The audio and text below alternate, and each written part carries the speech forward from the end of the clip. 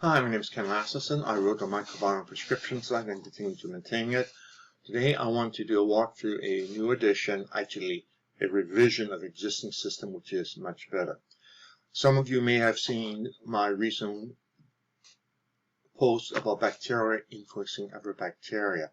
And that basically comes out of the reality that we know that bacteria A may influence the growth of bacteria B, as in bacteria A may produce substances bacteria B consumes, hence one feeds the other, or bacteria A may produce bacteriocins, natural antibiotics against something which influences bacteria B. So there are interactions, and we know there are interactions. The problem is trying to figure out what the interactions are. There's no nice paper out there showing all the interactions. And so it became a problem. The classic way of doing it, as you can see here, is saying, okay, let's see if there's a linear relationship between the two. As in, if you have 10 more bacteria A, do you get 10 more of bacteria B, or does it go down? In other words, direct or inverse relationship. And when we chart it using the assumption of linear, keyword linear, we end up getting a chart like this, just created with Excel. Anybody can do the same thing. And you see the amount of influence, which is that A and B has together, is 0.07%. In other words, no influence. So you go on, etc.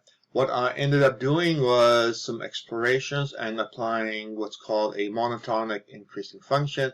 I end up with the same data, getting a relationship showing 41% influence. In other words, hey, good. We have the relationship, same data. It's just that I discarded the assumptions of linearity and I replaced it with a simple, it must be a monotonic increasing pattern. That is, if A goes up by X, then Y must go up or Y must go down. Actually, basically, if the value of X goes up by any amount, the value of Y has to go up. Okay. If value of A goes up and the value of Y goes up by a different amount, then we can end up getting a strong relationship. Okay, now that's there. You can look at the blog and read in more detail if you want. But if you go over to the site, I'm going to log on with my usual biome site example login, and I'll go to 16 examples just for a starting point. We actually get this data available one of two ways. We have that one is if you go to a particular bacteria, you will see 55 interactions with every bacteria. We click that, and we have all of the other things there listed. That's nice, but the problem is, if you have a sample, you now have to go over and sort out back and forth, which means it's unlikely to be used if you are looking at doing analysis of a sample, this page. If you are trying to understand things overall or are a researcher without being specific to microbiome, this page is absolutely ideal. Now let's go back to 16 samples, and what we have is what I have revised is sample visualization.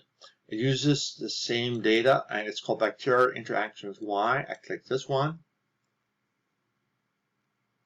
And there's a bit of wait. It has a whole bunch of data it has to pull down from the database and then render the page.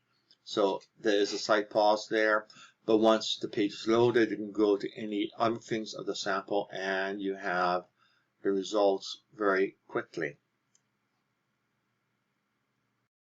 So what we have up at the top is a list of all sorts of different bacteria organized by the taxonomical rank, and I give you the percentile that you have.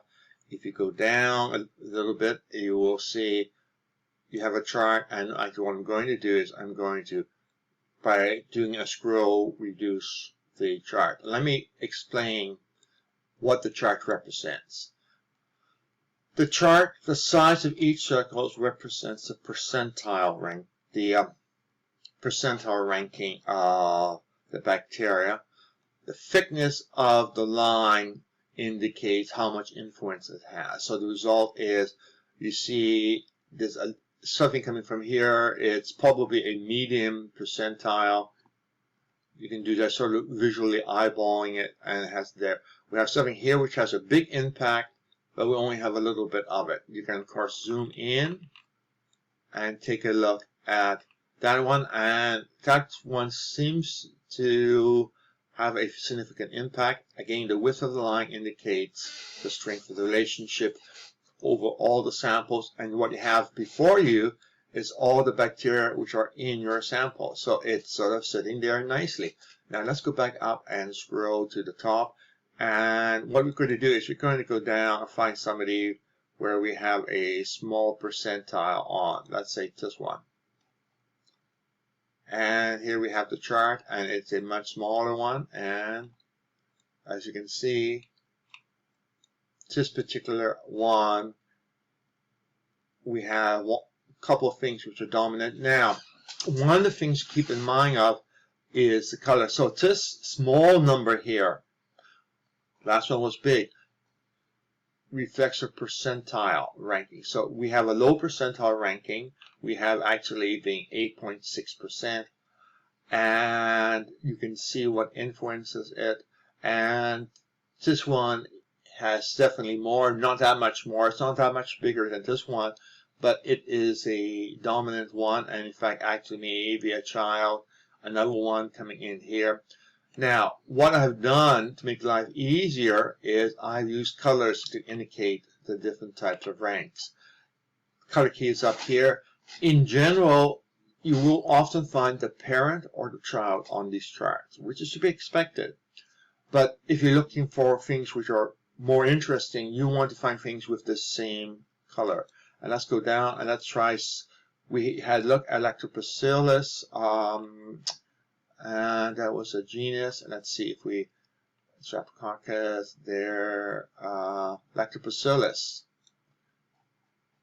Let's see what we get there, and there we indicate there.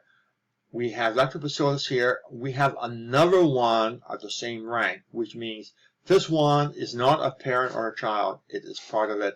We also notice that we have a bifidobacterium, a specific one happens to have impact, and bacillus level as a whole has what? Another one over here has impact. So we suddenly see what the thing now. Lactobacillus is part of Lactobacilli, which is absolutely to be expected. And then we have the breakdown of additional specific Lactobacillus, which tend to dominate the count. So in other words, if this one is particularly high, then this one will go up higher, much more than some of the other ones. So we can now explore and figure out what's going on. For example, in this case, bacilli, which consists of a fair number of things, or possibility for use with probiotics in general, but we don't have a specific species which is associated. We see here a particular bifidobacterium which is associated, but that one is not available as a probiotic. So, and then we have two other things. Both of those could be of interest if we want to see about trying to increase those, because it does influence. The influence is not horrendous, but it does influence the amount of lactobacillus. If a line is red, it has a negative impact, and relatively few shows up as a direct negative impact. Okay, so that's basically it. You have everything you could possibly want for any level. You can go down all to whatever we have. For example, let's say we want to look at a specific species. And there we have a particular species. And we see something that's related. Roseburia is to be expected. But we have some other things which are, because we are species, anything which is not this color is either apparent or it is elsewhere, in which case those are probably elsewhere, and we just have this nice interesting description of what influences the amount of Roseburia facetious you happen to have in your gut. And we have two other things which are directly influenced. So, okay, at this point in time, I'm going to stop, and I think covered what I wanted to. It's a refactor. The old way of getting relationships was much inferior, and this is much nicer, and everything integrates nicely. So enjoy yourself.